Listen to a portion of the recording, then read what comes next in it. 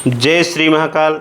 मैं आप सभी को इस बात से स्पष्ट करा देता हूं कि यक्षिणी साधना की संपूर्ण विधि यक्षिणी के साधना के नियमों से स्टेप बाय स्टेप सभी नियमों का पालन करते हुए किए जाते। इसका कारण यह है कि ऐसी साधनाएं गुरु परंपरा में गुरु दीक्षा, कठोर नियम और मानसिक स्थिति से जुड़ी होती और बिना संदर्भ के विधियां बताना भ्रम व नुकसानदेह होते। हमारे तांत्रिक गुरु परंपरा में यह योग्य साधना मानी जाती। यह साधना गुरु के सानिध्य में रह के की जाने वाली पावरफुल शक्ति की साधना होती। आज के डेट में जो इंटरनेट पे यक्षिणी 1 दिन या 7 दिन में प्रत्यक्ष या प्रकट होने का दावा करते हैं, वह दावे झूठ और बेबुनियादी भ्रम फैलाने वाले दावे होते हैं। चूंकि सिद्ध होने का केवल एक ही रास्ता है, एक ही मंजिल है, जो केवल गुरु और गुरु सानिध्यता होती। गुरु परंपरा में यक्षिणी बहुत ही प्रचलित और बहुत ही अद्भुत ताकतवर शक्ति मानी जाती है और ग्रंथों में अद्भुत सुंदर तेजवान चमत्कारी स्त्री के स्वरूप में जिक्र किया गया है। इसकी जो साधना होती है गुरुवार से आरंभ किए जाते हैं या आपका गुरु जो दिन आपको बताए उस दिन से आप आरंभ करें। इसकी जो साधना का समय होता है रात्रि चौथे पहर भी इसको सिद्ध कर सकते हैं, तीसरे पहर भी सिद्ध कर सकते हैं और पहले पहर भी इसको सिद्ध कर सकते हैं। इसका जो स्थान होता है स्वच्छ कमरा, शमशान, वीराना, खंडहल या बट वृक्ष के नीचे इस साधना को किए जाते हैं। इसके साधना करने का जो आसन होता है या तो साधक के पास चर्म आसन हो या काला आसन हो या ऊनी या कुशा आसन हो। यह चारों आसन पे बैठ के विशेष समय पे विशेष घड़ियों पे अलग अलग विधियों से अलग अलग प्रकार से किए जाते हैं। जब साधक आसन पे बैठ जाता है तो एक मिट्टी का जो चकोरा होता है जिसको दिया बोलते हैं, उस दिए में चमेली का तेल डाल के खड़ी बाती लगाता है और दिया प्रज्वलित कर देता है। प्रज्वलित करने के बाद साधक बकायदा संकल्प लेता है। संकल्प लेने के बाद साधक अपने गुरु गणेश इष्ट के मंत्रों का जप करके यक्षराज के मंत्रों का एक माला जप करता है, फिर भगवान शिव के मंत्रों का एक माला जप करता है। उसके बाद साधक यक्षिणी के मूल मंत्रों का जप करता है। चूंकि यक्ष और यक्षिणियों के जो राजा है, आधिपत्य है, वह भगवान कुबेर को माना जाता है जो कि भगवान शिव के प्रिय मित्र है। जो भगवान शिव और कुबेर के मंत्रों को नहीं जप करता है उसे यक्षिणी नहीं सिद्ध होती है। दिए को प्रज्वलित करने के बाद और मंत्र जपने से पहले साधक इन बातों का जरूर ध्यान रखे। अपने श्वास पे ध्यान दे, हृदय या भ्रुकुटी चक्र पर उज्जवल प्रकाश की कल्पना करे और किसी भी प्रकार की भय की आकांक्षा ना करे। साधक गुरु के द्वारा प्राप्त सिद्ध माले से साधक यक्षिणी के मंत्रों को 21 माला रोजाना करे और यह साधना पूरे 41 के 41 दिन करे। 41 दिनों के अंदर यक्षिणी साधक के सामने प्रकट हो जाती है, यानी कि प्रत्यक्ष हो जाती है और साधक को दर्शन देती। जब यक्षिणी साधक के सामने प्रकट हो, प्रत्यक्ष हो, तो साधक बिना डरे बिना भय खाए यक्षिणी को प्रणाम करे। उसके बाद अपने पास जो भी गुलाब के हार है, चमेली के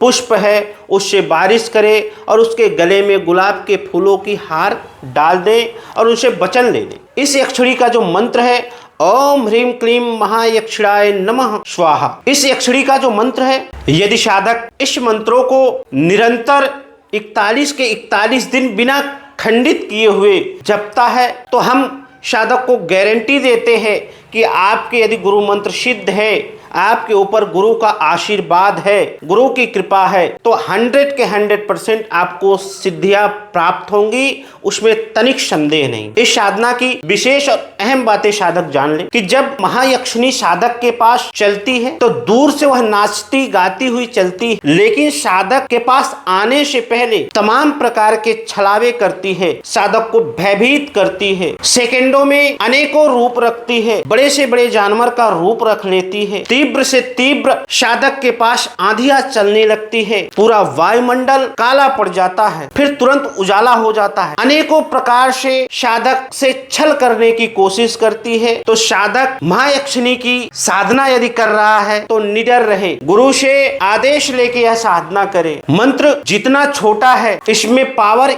इतने है कि परमाणु के बराबर है। जब साधक के पास यक्षिणी चलती है तो बहुत तेजी से हवाएं, आंधियां, तूफान चलने लगती है। लेकिन जब लास्ट में जब वचन देने की बात आती है तो साधक के पास यक्षिणी सुंदर 30 वर्षीय स्त्री के स्वरूप में उपस्थित होती है। उसके चेहरे पे मुस्कान होते हैं और बकायदा साधक से बातें करती है, साधक को आशीर्वाद देती है। यक्षिणियों को कई रूपों में साधक सिद्ध कर सकता है। पत्नी रूप में भी सिद्ध कर सकता है, माता के स्वरूप में सिद्ध कर सकता है, बहन के स्वरूप में सिद्ध कर सकता है, प्रेमिका के स्वरूप में सिद्ध कर सकता है। इसकी सिद्धि कभी भी साधक किसी भी यक्षिणी की साधना कभी भी करता है तो अपने मन से लोभ, लालच, मोह, काम, वासना खत्म करके इस साधना को करे, सिद्धियां जरूर होती है। एक बार आप करके देखें। गुरु परंपरा में बहुत ही प्रचलित है और बहुत ही चमत्कारी होती है। मेरे प्रिय साधक मित्रों, कोई भी साधना आप सब करें, स्वार्थ को मन में बिठा के दिल में शक्तियों से स्वार्थ रख के साधना, क्रिया, अनुष्ठान सिद्धि करते हैं तो ये समझो